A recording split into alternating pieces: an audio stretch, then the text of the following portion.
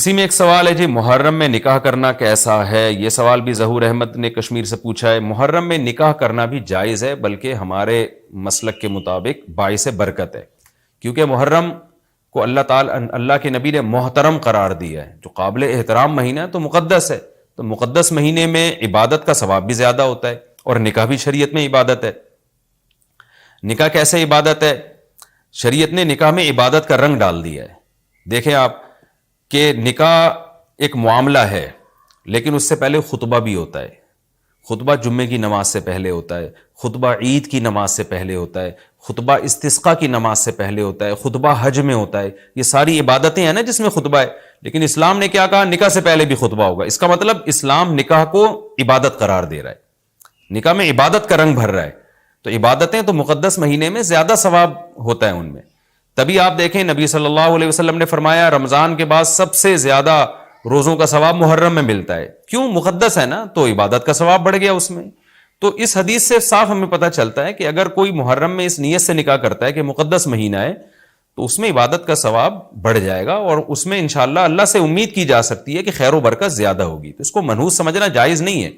اگر آپ کہتے ہیں اس مہینے میں چونکہ حضرت حسین رضی اللہ تعالیٰ عنہ کی شہادت ہوئی ہے اس لیے منحوس ہے، تو یہ غلط ہے۔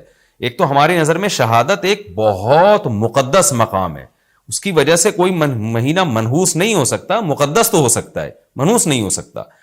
دوسری بات یہ کہ یکم محرم سے لے کے 29 یا 30 ذی الحجہ تک اسلامی تاریخ میں کوئی ایسا دن نہیں ہے جس میں کسی مقدس شخصیت کی شہادت نہ ہوئی ہو یا کسی پہ ظلم نہ ہوا ہو۔ اگر آپ تاریخ کے اوراق اٹھا کے دیکھیں، ہر مہینے ہر تاریخ کو کوئی نہ کوئی اسلام میں اچھا واقعہ بھی ہوا ہے اور برا واقعہ بھی ہوا ہے۔ حضرت عثمان رضی اللہ تعالیٰ عنہ کی شہادت ہوئی باغیوں کے ہاتھوں، خود نبی صلی اللہ علیہ وسلم کی وفات ہوئی ربیع الاول میں، اور بھری ہوئی ہے نا اسلامی تاریخ۔ حضرت علی رضی اللہ تعالیٰ عنہ کی شہادت ہوئی۔ تو ان تمام شہادتوں کے آپ ایام نکالیں، ان کے مہینے نکالیں، کوئی مہینہ نہیں بچے گا۔ تو اس بیس پہ اگر آپ کہتے ہیں کہ اس مہینے میں نکاح پسندیدہ نہیں ہے، پھر تو پہلی تاریخ سے لے کے سال کی آخری تاریخ تک کوئی تاریخ بھی ایسی نہیں ہے کہ جس میں انسان نکاح نہ کرے۔ اس کا مطلب پھر آپ کنوارے چھڑے چھاٹی گھومتے رہیں، اور مسلمانوں کی پھر گروتھ ریشو تو میرا خیال ختم ہو جائے گا، مر جائیں، کہاں پیدا ہوں گے لوگ۔ اور اگر آپ کہتے ہیں کہ نہیں جی، کسی شخصیت کے کسی دن میں انتقال کر جانے سے یا شہید ہو جانے سے یا اس پہ ظلم ہونے سے وہ دن منحوس نہیں بنتا، تو پھر 10 محرم بھی منحوس نہیں ہے۔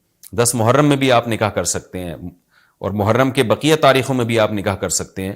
اور روایات میں ہمیں ملتا ہے کہ بعض بڑے بڑے حضرات تھے جن کے محرم کے مہینے میں نکاح ہوئے۔ میں اس بحث میں نہیں جاؤں گا، پھر اس میں تاریخی روایات ہیں، کوئی کہتا ہے فلاں تاریخ تھی، کوئی کہتا ہے، پھر لوگ اس پہ ایک غیر ضروری بحث میں چلے جاتے ہیں، لیکن ہمیں ایسے واقعات ملتے ہیں۔ تو اس لیے اس بارے میں، اور پھر شریعت میں جلد نکاح کی ترغیب ہے۔ نکاح کو ڈیلے کرنا یہ شریعت میں پسندیدہ کام نہیں ہے۔ اس بیس پہ تو ڈیلے کیا جا سکتا ہے نکاح کہ آپ کو رشتہ سمجھ میں نہیں آ رہا، مشورے کر رہے ہیں، لیکن جب ایک دفعہ رشتہ سمجھ میں آ جائے تو اسلام کا حکم یہ ہے کہ اس میں جلدی کی جائے۔ صحیح ہے، بخاری کی مشہور حدیث ہے، نبی صلی اللہ علیہ وسلم کی خدمت میں خاتون آئی، عرض کیا کہ یا رسول اللہ میں آپ سے نکاح کرنا چاہتی ہوں۔ آپ نے چہرہ مبارک کو جھکا لیا، آپ کا ارادہ نہیں تھا۔ ایک اور صحابی کھڑے ہوئے، عرض کیا یا رسول اللہ آپ میرا ان سے نکاح کر دیں۔ اسی محفل میں نبی نے ان صحابیہ کا ان صحابی سے نکاح کرا دیا۔ تو آپ نے تو یہ نہیں پوچھا کہ یہ محرم کا مہینہ چل رہا ہے یا سفر کا مہینہ چل رہا ہے یا ربیع الاول کا مہینہ چل رہا ہے، ڈیلے نہیں کیا اس کو، اس لیے کہ خود آپ کی تعلیمات یہ ہیں کہ نکاح میں جلدی کی جائے۔ تو اگر آپ کو محرم میں رشتہ ملتا ہے، آپ ربیع الاول تک ڈیلے کرتے ہیں محرم کی وجہ سے یا سفر تک ڈیلے کرتے ہیں، تو یہ ڈیلے کرنا خود قرآن و سنت کے خلاف ہے۔ جس چیز میں تعجیل مقصود ہے، جس چیز کو شریعت نے جلدی کا حکم دیا، عبداللہ بن مسعود رضی اللہ تعالیٰ عنہ فرماتے تھے، مصنف ابن ابی شیبہ کی روایت ہے کہ مجھے پتا چل جائے نا کہ میری زندگی میں صرف ایک رات باقی ہے، اگلے دن میں نے مر جانا ہے، اور میرے نکاح میں کوئی عورت نہ ہو، میں وہ رات بھی نکاح کے بغیر نہیں گزاروں گا، میں بیوی کے بغیر نہیں گزاروں گا، اس خوف سے کہ مجھے کہیں فتنہ نہ ہو جائے۔ صحابہ کرام جو تقوی کے اعلیٰ معیار پر تھے اور جن سے گناہ کا اندیشہ بہت کم تھا اور کہیں معاشرے میں بے حیائی پھیلی ہوئی نہیں تھی، وہ تو ان کا تو یہ کانسیپٹ تھا کہ بھئی ہم بیوی کے بغیر ایک دن نہیں گزاریں گے، کہیں ایسا نہ ہو کہ برائی میں پڑ جائیں۔ اور آج چاروں طرف بےہودگی پھیل رہی ہے، چاروں طرف بے شرمی، بے حیائی، انٹرنیٹ پر بےہودہ چیزیں، آپ یوٹیوب میں ویڈیو میں جائیں فحش چیزیں آ رہی ہیں، ہر چیز آپ کی شہوت کو برانگیختہ کرنے والی ہے، اور اس میں آپ یہ کہیں کہ ایک رشتہ طے بھی ہو چکا ہے، آپ صرف اس بیس پر آپ اس کو ڈیلے کر رہے ہیں، ایک مہینہ 2 مہینہ، وہ لوگ سفر میں بھی نہیں کر رہے ہوتے، اور اس بیس پہ آپ ڈیلے کر رہے ہیں، اس میں خطرہ ہوتا ہے کہ مرد کسی گناہ میں نہ پڑ جائے، عورت کسی گناہ میں نہ پڑ جائے، تو شریعت اس کی آپ کو اجازت نہیں دیتی ہے۔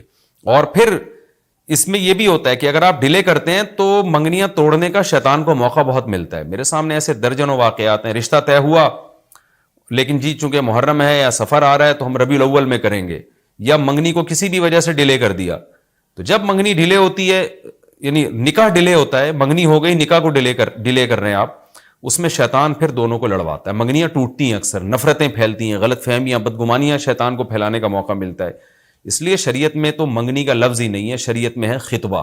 خطبہ کا مطلب نکاح کا پیغام بھیجا، ان کو جب سمجھ میں آ گیا تو فوراً نکاح کر دیا، بیچ کا کوئی راستہ نہیں اللہ نے رکھا۔ تو چاہے وہ محرم ہو، چاہے وہ سفر ہو، چاہے وہ ربیع الاول ہو، چاہے وہ ربیع الثانی ہو۔ ہاں کوئی اس وجہ سے ڈیلے کر رہا ہے نکاح، کوئی واقعی شرعی عذر ہے اس کو، وہ بہت سارے مسائل ہیں، لیکن محرم کا ہونا بہرحال کوئی شرعی عذر نہیں ہے، تو اس لیے ہم اس میں نکاح کو جائز سمجھتے ہیں، باعث برکت سمجھتے ہیں۔ پھر میں بار بار بتا رہا ہوں کہ جو وہ شیعہ حضرات جو کر رہے ہیں ان کو کرنے دیں، میں آپ کو آپ کے مسلک کی بات بتا رہا ہوں۔ ہم جو قرآن و سنت کو اور اصحاب رسول کو فالو کرتے ہیں اور اہل بیت کو بھی مانتے ہیں، ہم ان کی بات کر رہے ہیں۔ وہ بھی دعویٰ کرتے ہیں کہ ہم مانتے ہیں، تو ان کو ان کے دعوے پہ رہنے دیں، ہم تو وہی بات کریں گے جو ہمیں صحیح لگے گی۔